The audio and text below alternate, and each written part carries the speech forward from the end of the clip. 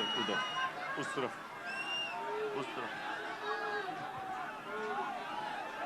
بسم اللہ الرحمن الرحیم ایاک نعبد و ایاک نستعین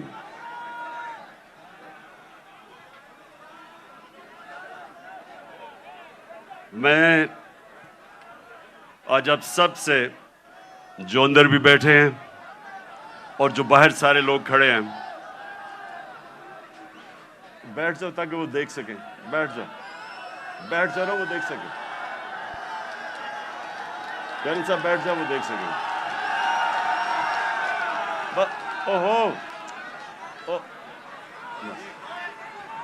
تھوڑا پیچھے اچھا جی بسم اللہ الرحمن الرحیم میں یہ چاہتا ہوں کہ آج بڑی خاموشی سے میری بات سنیں تاکہ یہ ایک بڑا مبارک دن ہے اور جو میں آج آپ کے سامنے اپنے نبی صلی اللہ علیہ وآلہ وسلم کے متعلق اور آج اس دن کے متعلق جو بات کروں گا میں چاہتا ہوں ذرا بڑی خاموشی سے اور آپ نے ایک ایسے میری بات سننی ہے کہ وہ آدمی جو اپنے بچوں کو جس طرح سمجھانے کی کوشش کرتا ہے سیدھے راستے پہ لگانے کی اپنے بچوں کو کوشش کرتا ہے جس طرح باپ یا ماں باپ وہ یہ نہیں کہ ماں باپ نے زندگی میں کوئی غلط کام نہیں کیے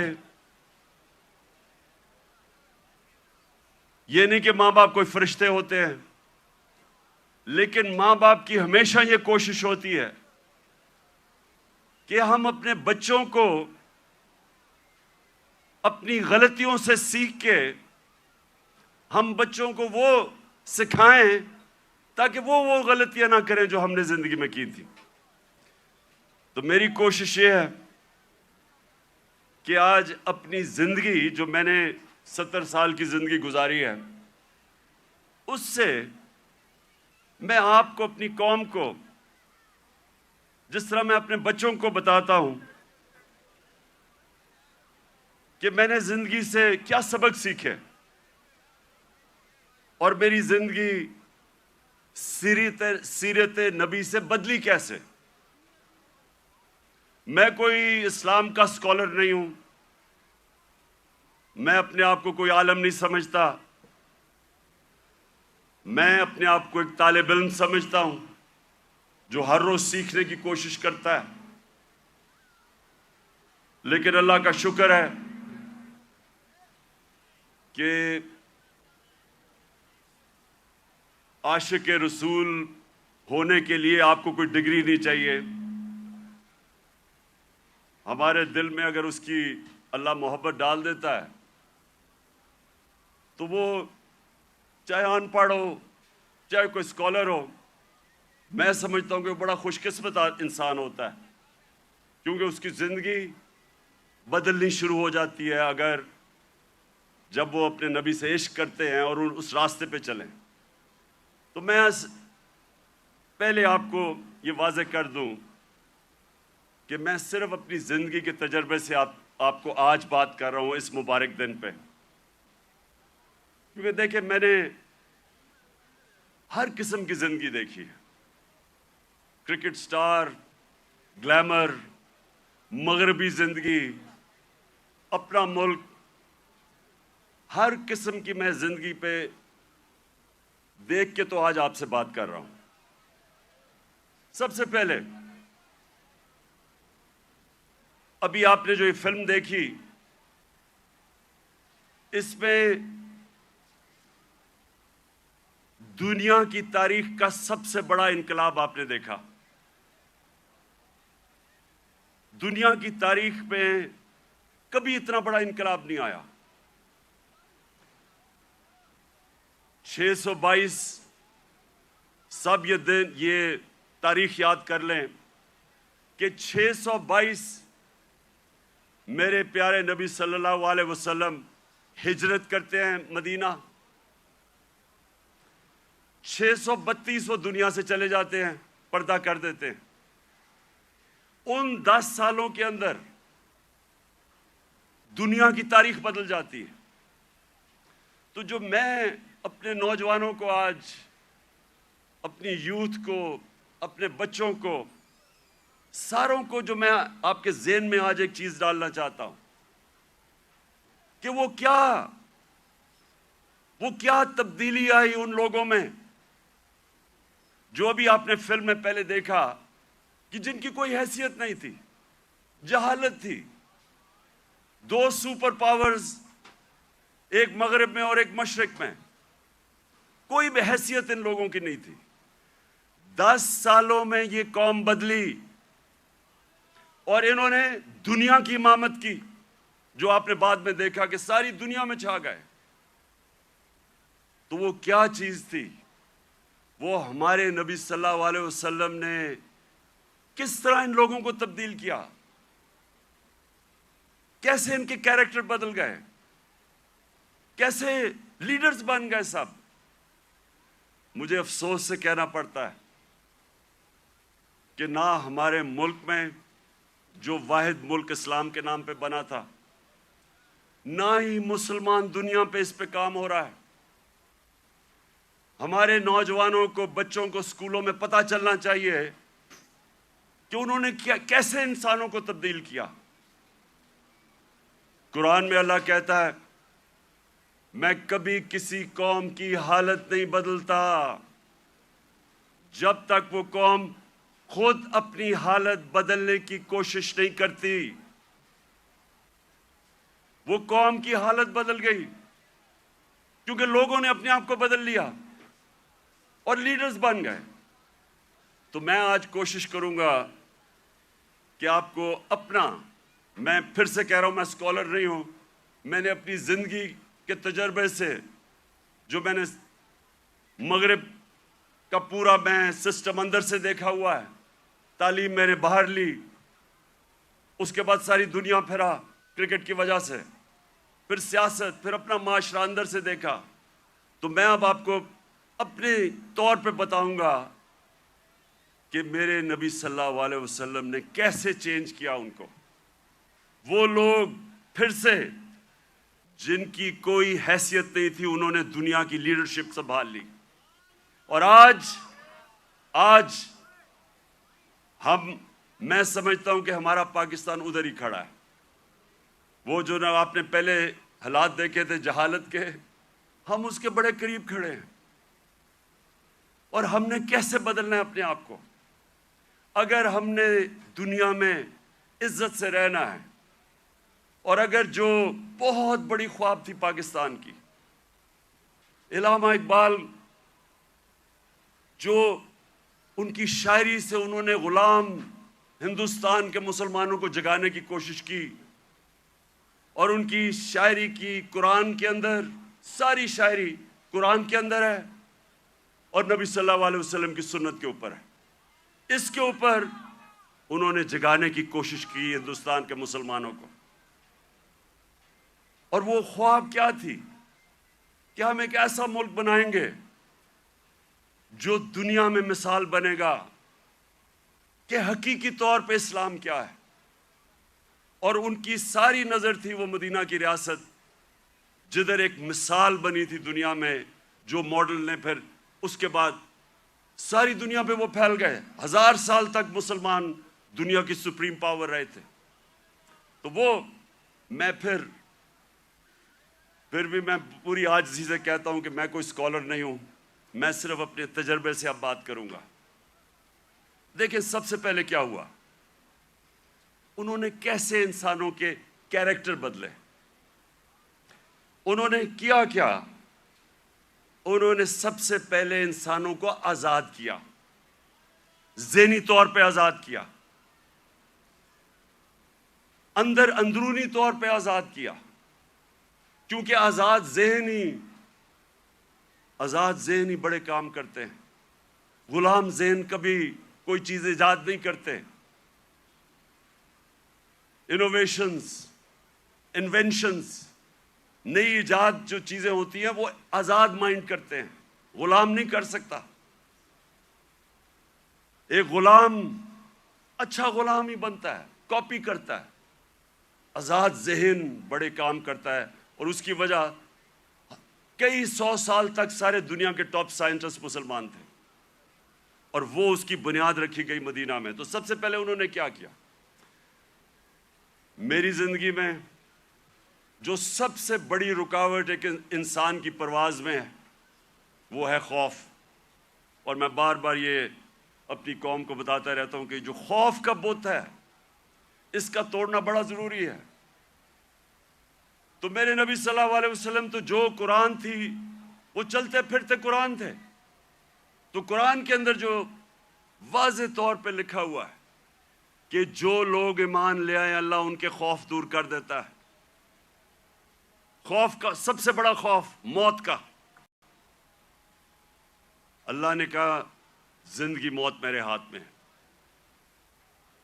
لوگ ابھی بھی ڈرتے ہیں موت سے، جب پتہ ہے کہ اللہ نے فیصلہ کیا ہوا کہ جب میں چاہوں گا تم اس سے پہلے نہیں جاؤ گے. عزت ذلت اللہ کے ہاتھ میں. لوگ ڈرتے ہیں کہ ہم ذلیل ہو جائیں گے.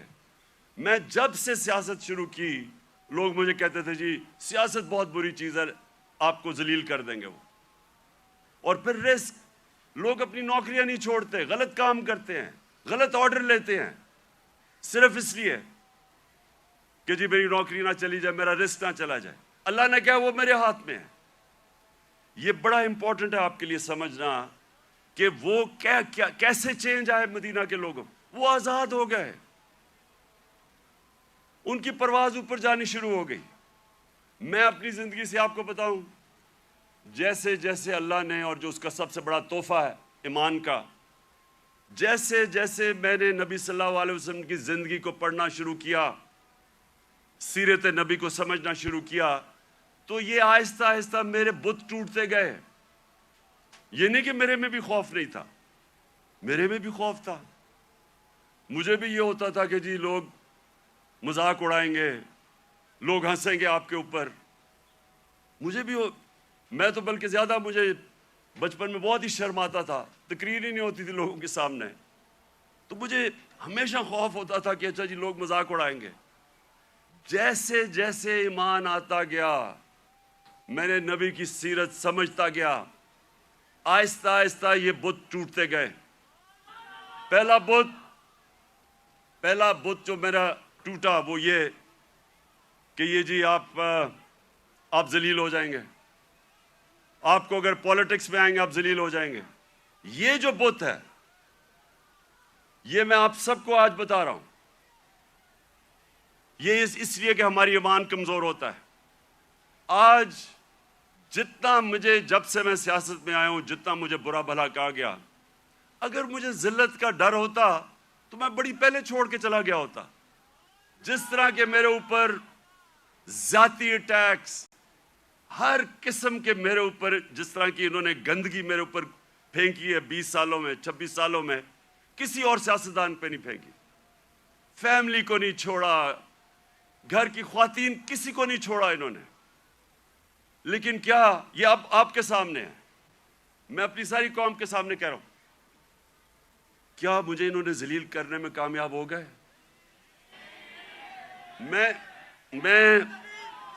ایک منٹ، میں آپ کو آج سب کو کہہ رہا ہوں، پچھلے 6 مہینے میں جتنی مجھے اللہ نے عزت دیا، مجھے ساری زندگی میں کبھی اتنی عزت نہیں ملی.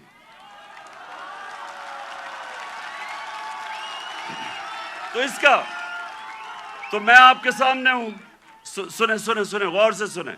یہ جلسہ نہیں ہے، یہ غور سے سنیں، کیونکہ میں نے آج آپ کو اپنی زندگی سے سمجھا رہا ہوں کہ اگر انسان کے ہاتھ میں ذلت ہوتی تو آج میں بڑا ذلیل ہو چکا ہوتا. میڈیا یہ کنٹرول کرتے ہیں، میڈیا کو پیسے یہ دیتے ہیں، لفافے دیتے ہیں. مجھے تو ذلیل ہو جانا چاہیے تھا. میں اس لیے اپنی قوم کو کہہ رہا ہوں کہ کبھی اپنے یہ جو بت ہے کہ جی مجھے کوئی ذلیل کر دے گا، یہ یاد رکھے اللہ نے اپنے ہاتھ میں رکھی ہوئی عزت اور ذلت. دوسری چیز موت کا ڈر. سب کی طرح مجھے بھی موت کا ڈر تھا. میں جب پالیٹکس میں آیا اس سے پہلے میں نے اس خوف کے اوپر قابو پایا، کیونکہ میرا ایمان جیسے جیسے مضبوط ہوتا گیا میرا یہ خوف جاتا گیا، اور میں جب اس نتیجے پہ آیا کہ جب اللہ کا فیصلہ ہوگا اس سے پہلے مجھے کوئی نہیں لے جا سکتا، تب میں سیاست میں آیا۔ میں کینسر ہاسپٹل میں 5 سال میرا آفس تھا، میں نے جب کینسر ہاسپٹل بنایا 5 سال میرا آفس تھا وہاں۔ اپنے سامنے میں نے دیکھا 3 میرے دوست وہاں آئے اچھے بھلے چیک اپ کروانے کے لیے، اور 6 مہینے میں تینوں چلے گئے۔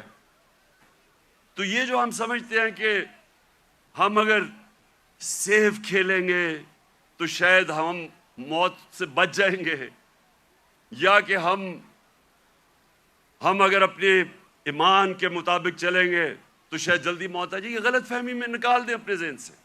یہ سب سے بڑا خوف ہے، اور یہ انسان کو روکتا ہے بڑے کاموں سے۔ اور تیسری چیز یہ رسک، کہ جی میری نوکری چلی جائے گی، پیسہ کدھر سے آئے گا؟ محنت انسان کرتا ہے، فیصلہ اللہ کرتا ہے۔ تو یہ جو 3 چیزیں ہیں یہ انسان کو آزاد کر دیتی۔ اور پھر جو بڑا بت ہے، میں کا بت، جو انسان اپنے سے باہر نہیں نکلتا، جو سب سے بڑی جہاد ہے، جہاد اکبر، اپنی نفس کے خلاف، اپنی میں کو کنٹرول کرنے کے لیے، یہ بہت بڑا بت ہے۔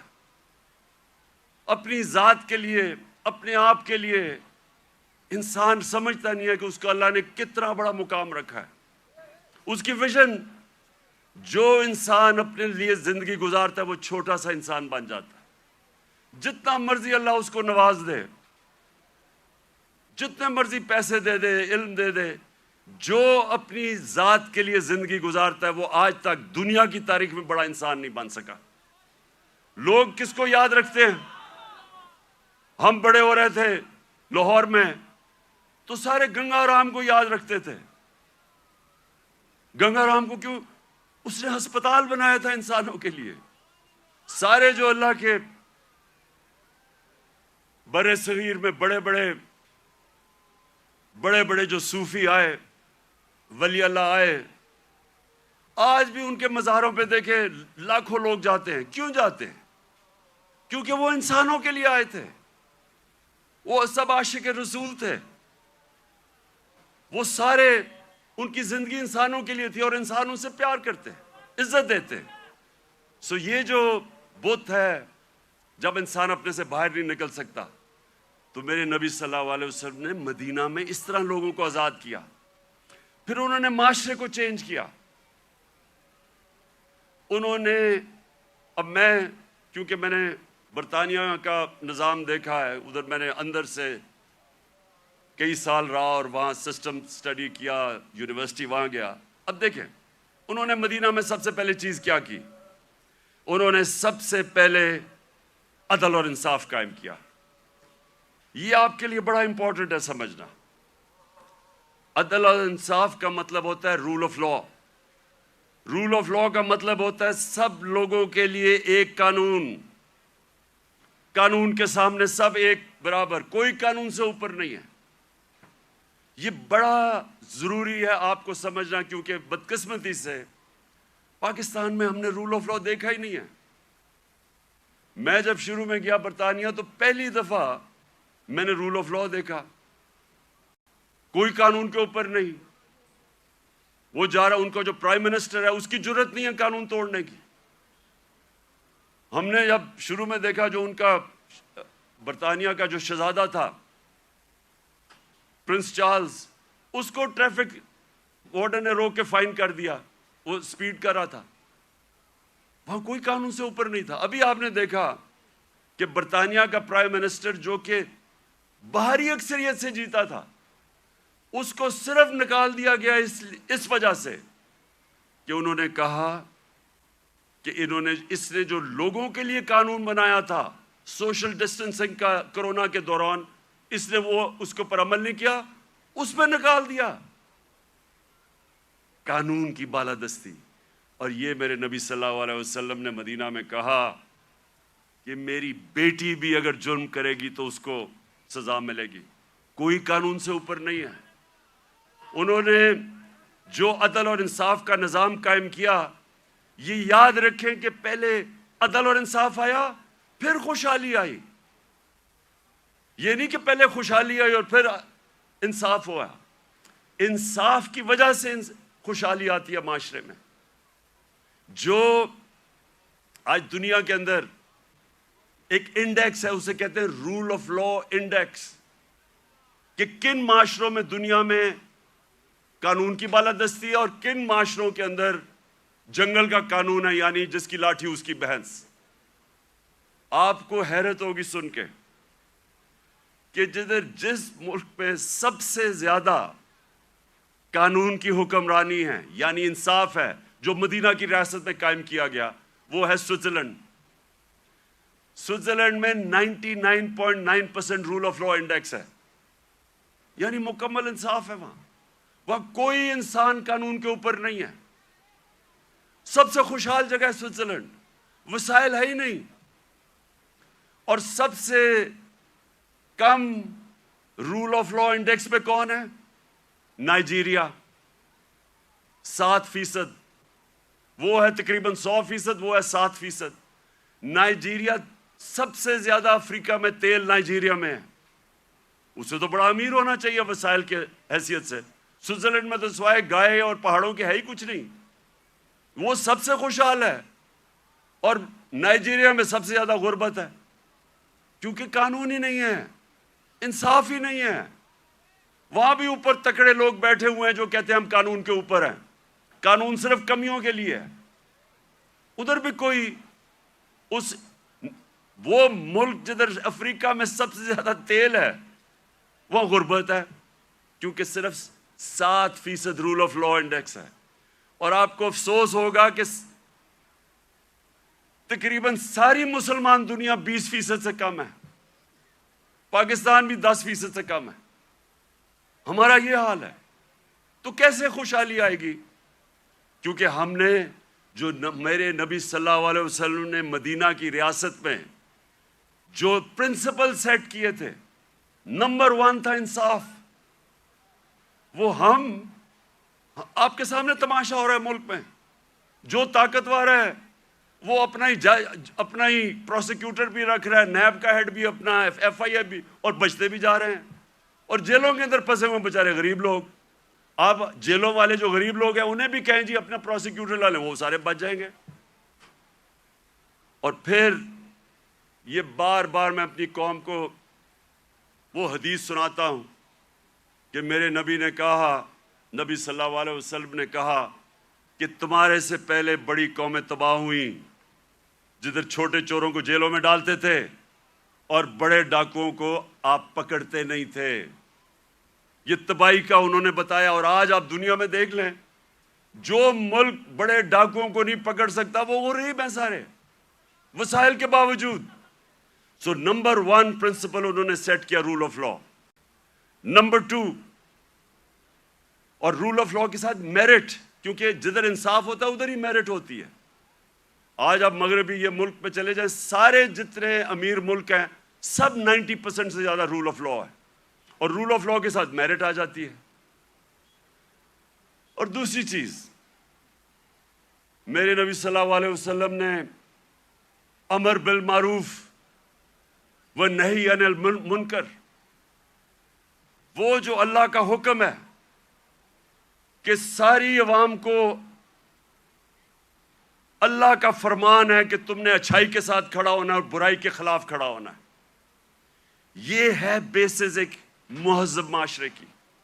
میں اب آپ کو بتاؤں، میں نے جو انگلینڈ میں دیکھا، کیونکہ میں نے پھر سے آپ کو کہوں اندر سے میں نے وہ معاشرہ دیکھا، ایک دفعہ کسی آدمی کے اوپر یہ الزام لگ جائے کہ اس نے چوری کی ہے، کرپشن کی ہے، وہ جو مرضی ہو،